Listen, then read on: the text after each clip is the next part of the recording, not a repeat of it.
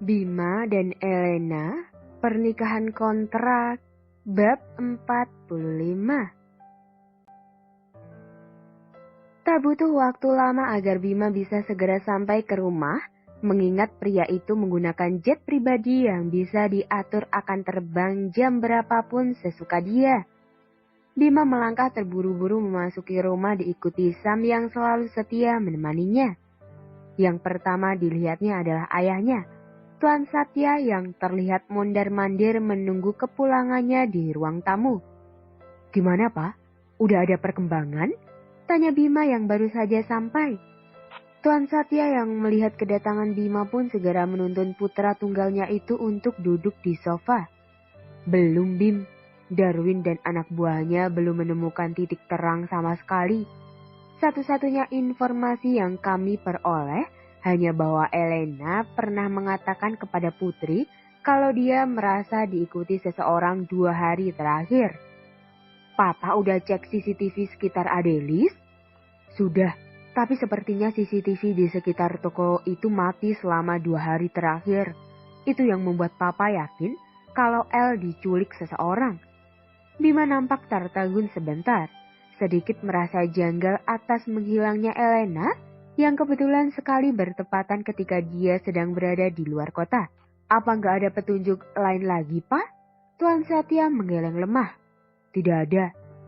Selang beberapa waktu, Darwin, tangan kanannya sekaligus asisten pribadi Tuan Satya, tiba bersama 2 orang anak buahnya yang nampak mengekor di belakang pria itu. Darwin langsung membungkuk hormat kepada Tuan Satya dan Bima sebelum menyerahkan sebuah tas kepada Tuan Satya. "Ini tas Elena kan? Di mana kamu menemukannya?" tanya Tuan Satya gusar. "Saya menemukan di daerah taman dekat halte bis di depan kompleks, Tuan Satya," jawab Darwin. Bima mengambil tas Elena yang dipegang ayahnya kemudian memeriksa isi tas itu dengan teliti. Selesai memeriksa, Bima kemudian meletakkan tas tersebut di meja, lalu pria itu melepas jas yang masih membungkus tubuh atletisnya. Barang berharga di dalam tas El masih ada. Itu berarti yang diincar orang itu memang cuma Elena. Dia gak berniat merampok sama sekali, ucap Bima serius. "Apa karena orang itu tahu kalau Elena istri kamu, Bim?" Tuan Satya bertanya dengan suara yang sedikit bergetar. Ada rasa takut yang bisa orang rasakan ketika dia berbicara. Bahkan Darwin sekalipun baru pertama kali mendengar Tuan Satya sekhawatir itu selain kepada istrinya. "Bisa jadi, Pak. Mungkin saja dia saingan bisnis Bima, atau bisa jadi hanya penculik yang ingin meminta tebusan besar kepada kita. Kalau memang penculik itu saingan bisnis atau orang yang ingin minta tebusan, kenapa sampai sekarang mereka tidak menghubungi kita?" "Itu dia yang aku pikirin juga, Pak. Kenapa mereka belum menghubungi kita kalau penculik itu salah satu dari yang kita curigai?" Suasana tegang sangat terasa ketika hening memenuhi seisi ruangan tamu. Kumpulan laki-laki yang tengah berdiskusi itu nampak berpikir dengan masing-masing kemungkinan yang bisa mereka pikirkan. "Sam, retas CCTV di sekitar halte dekat kafe Maksimum dan CCTV di sekitar halte kompleks. Perhatikan setiap orang yang tampak mencurigakan dari rekaman CCTV itu. Saya yakin kita bisa menemukan petunjuk dari sana," perintah Bima kemudian kepada Sam. Pria itu yakin bahwa si penculik pasti meninggalkan jejak walau sekecil apapun di tempat kejadian. "Baik, Tuan Muda, akan segera saya laksanakan," angguk Sam.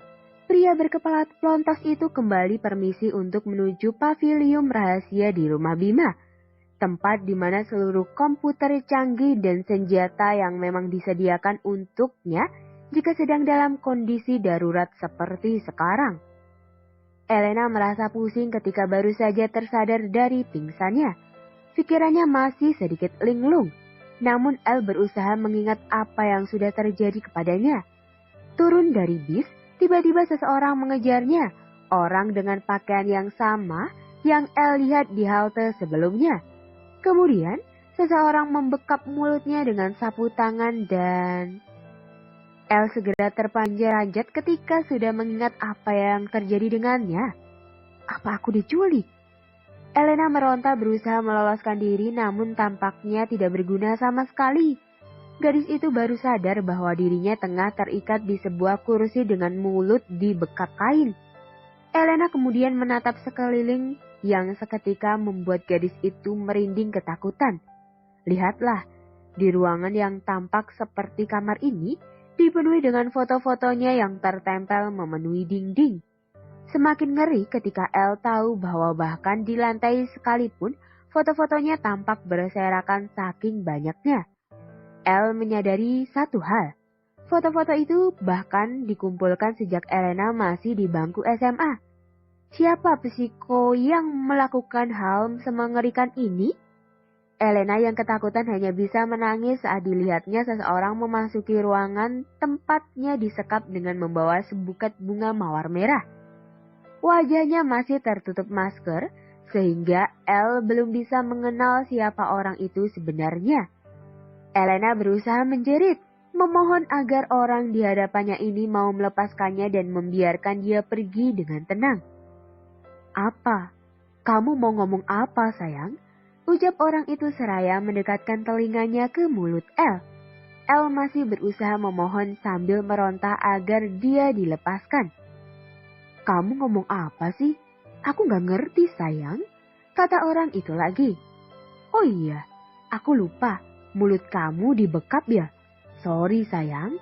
Lanjutnya lagi yang kemudian melepaskan kain yang membekat mulut Elena. Tolong biarkan aku pergi. Aku mau pulang. Mohon Elena sambil terisak sesaat setelah kain yang membekap mulutnya terlepas. Oh no, no. Kamu gak bisa kemana-mana sayang. Kamu cuma boleh di sini berdua sama aku. Jawab orang misterius itu. Mau kamu apa? Kenapa kamu lakuin ini semua kepada aku? Mau aku? Kamu nanya mau aku apa? Elena mengangguk dengan tubuh bergetar. Kamu, jawab orang itu singkat. Sebenarnya kamu ini siapa? Tanya Elena lagi. Orang itu nampak diam sejenak. Kemudian dia pun bergerak melepas masker yang menutupi wajahnya. Sepersekian detik setelah ia melempar maskernya ke lantai, Elena terbelalak kaget. Valen? Iya, ini aku. Jawab orang misterius itu yang ternyata adalah Valen, mantan teman kerja Elena di Edelis. Mengetahui bahwa yang menculiknya adalah Valen, Elena semakin kuat meronta berusaha melepaskan diri. Demi Tuhan, dia tidak pernah berharap akan melihat wajah manusia gila di hadapannya saat ini. Valen, lepasin aku! Teriak Elena putus asa. Pergelangan tangannya kini sudah memerah akibat terlalu kuat menghentakkannya agar bisa terbebas dari tali yang mengikatnya. Valen yang menyaksikan itu hanya menatap Elena dengan senyum penuh kemenangan. Pria itu kemudian perlahan mengelus wajah Elena yang sudah sembab karena air mata. Elena langsung memalingkan wajahnya ketika tangan Valen dengan lembut hendak membelainya. Percuma kamu berusaha sekeras apapun untuk bisa pergi, El. Kamu gak akan bisa kemana-mana, ujar Valen dengan suara rendah. Sebenarnya kamu ini siapa? Kenapa kamu ngelakuin ini ke aku? Dan kenapa foto-foto aku bisa ada sebanyak ini di ruangan ini? Tanya Elena putus asa. Ketakutan yang sedari tadi menghantamnya semakin bertambah ketika menyadari bahwa pria gila ini tidak akan mau melepaskannya. Kamu lupa sama aku, El? Maksud kamu? Tanya Elena bingung. Pria itu bertanya seolah-olah mereka sudah saling mengenal sangat lama. Sayangnya, sekeras apapun Elena mengingat, ia tidak akan pernah bisa menemukan kapan dia bertemu Valen sebelumnya. Sementara Valen hanya tertegun sebentar sebelum mengambil sebuah foto di laci nakas dan memperlihatkannya tepat di depan wajah Elena. Kamu ingat dia siapa? Elena memperhatikan wajah pria yang ada di dalam foto yang diperlihatkan Valen.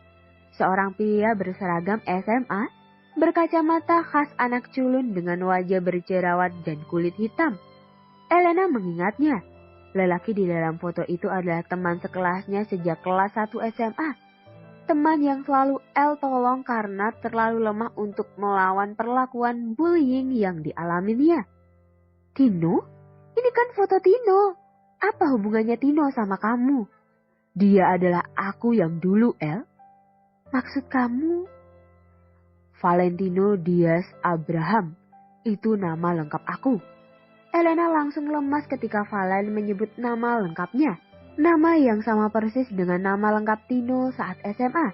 Jika mereka orang yang sama, lantas kenapa sekarang Valen sangat jauh berbeda dengan Tino yang dia kenal dulu? Bersambung. Terima kasih telah mendengarkan.